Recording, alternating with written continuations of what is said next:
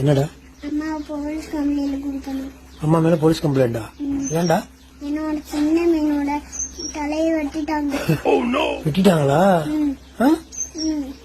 அது பாவம் தானே, செத்து போயிருந்தானே.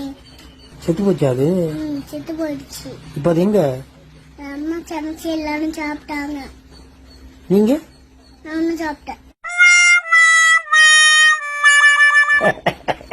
நீங்களும் சாப்பிட்டீங்களா? அதனால மீன் மேல பாவம் இறக்கப்பட்டீங்களா? பிள்ளை பார்க்க பாவம் ஆயிட்டா பிள்ளைக்கு.